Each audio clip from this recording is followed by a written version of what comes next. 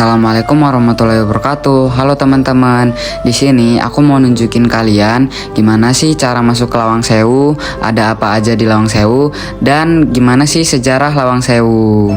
Pertama-tama tentu saja kalian harus membeli tiket di loket pembelian.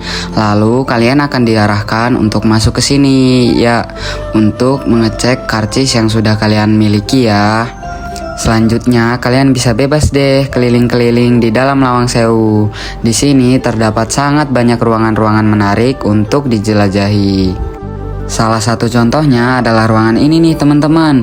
Di dalam ruangan ini terdapat banyak sekali foto-foto yang menjelaskan tentang stasiun-stasiun di Pulau Jawa, mulai dari stasiun Pasar Senen, Manggarai, dan masih banyak lagi. Selanjutnya kita menuju ke ruangan yang berisikan lukisan-lukisan tentang kegiatan zaman dulu yang berada di Lawang Sewu. Contohnya adalah membatik, diner, dan aktivitas-aktivitas lainnya.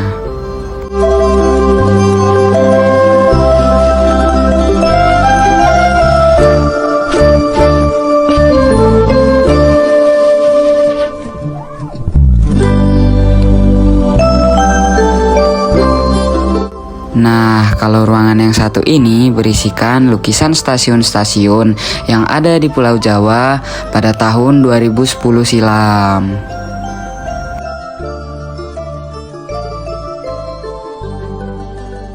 Nah, teman-teman, sebenarnya di sini aku, Fasya dan Fadil berencana ingin menaiki lantai 2 yang ada di gedung ini.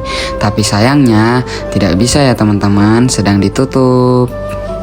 Jadi kami lanjut melihat ruangan ini. Nah, di dalam ruangan ini ada lukisan ilustrasi yang menunjukkan rekonstruksi atau pembangunan yang berada di Lawang Sewu.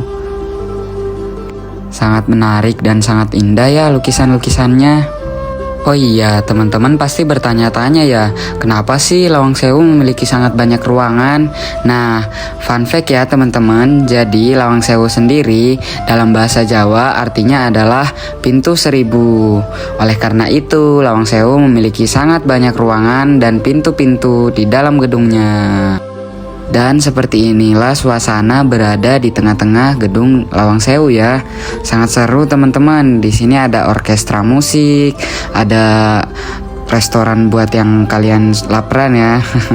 Ada teh Jawa juga buat yang mau minum, dan masih banyak lagi nih. Seru banget pokoknya teman-teman. Nah teman-teman, setelah kita melihat beberapa ruangan-ruangan dan bagian-bagian di Lawang Sewu, kita pasti bertanya-tanya dong, bagaimana sih sejarah Lawang Sewu? Apa sih Lawang Sewu itu? Yuk kita bahas. Jadi, Lawang Sewu adalah bekas bangunan perkantoran yang terletak di seberang Tugu Muda, Kota Semarang. Bangunan ini dulu merupakan kantor pusat Nederlands Indisch Spoorweg Maatschappij (NIS) dan saat ini berstatus sebagai Aset Kereta Api Indonesia atau yang kita sebut KAI.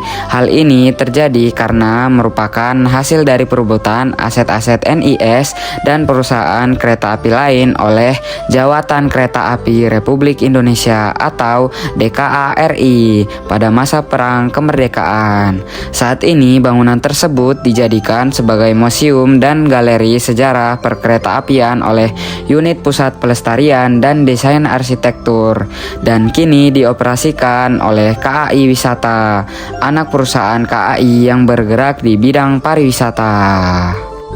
Nah, Lawang Sewu diarsiteki oleh Cosman Citroen dari firma yang dibentuk oleh arsitek senior J.F. Klinkhammer dan B.J. Oendak. Bangunan ini dirancang dalam gaya Hindia Baru, istilah yang diterima secara akademis untuk rasionalisme Belanda di Hindia. Mirip dengan rasionalisme Belanda, gaya adalah hasil dari upaya yang mengembangkan solusi baru untuk mengintegrasikan preseden tradisional atau klasisme dengan kemungkinan teknologi baru.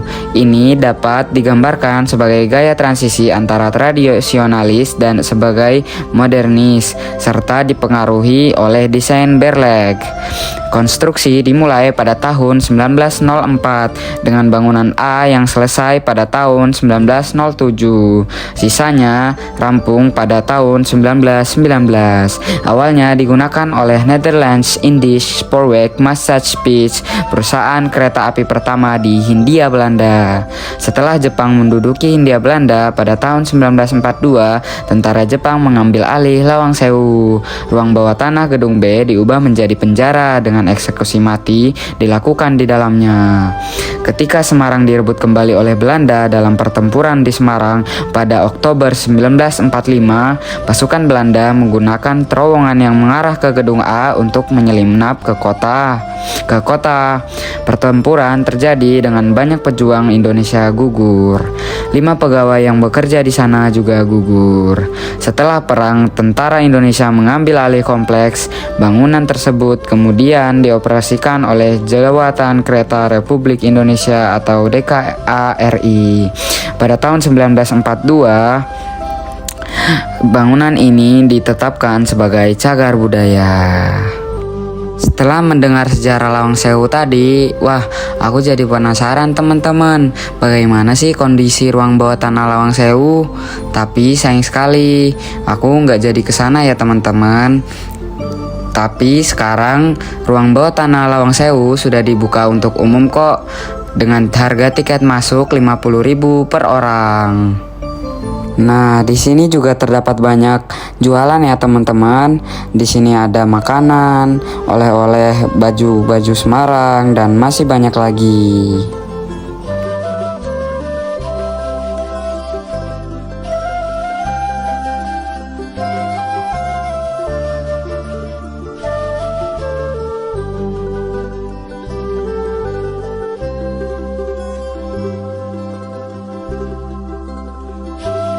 Nah teman-teman, Lawang Sewu ini terdiri dari 2 bangunan, yaitu gedung A dan B serta C dan D menghadap ke Jalan Pemuda. Bangunan A menghadap ke Bundaran Tugu Muda. Terdapat 2 menara kembar di gedung A yang awalnya digunakan untuk menyimpan air, masing-masing dengan kapasitas 7.000 liter.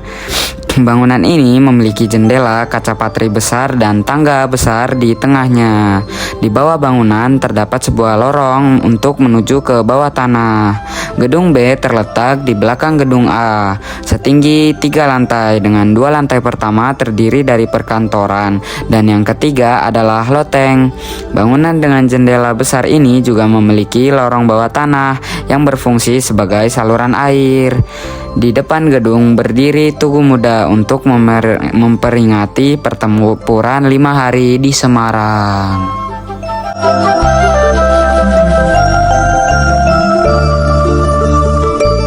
Ini adalah lantai 2 dari salah satu gedung di Lawang Sewu yang berisikan tentang banyak hal, mulai dari penjelasan Lawang Sewu, mungkin foto-foto yang Lawang Sewu, para wisatawan, dan lain sebagainya.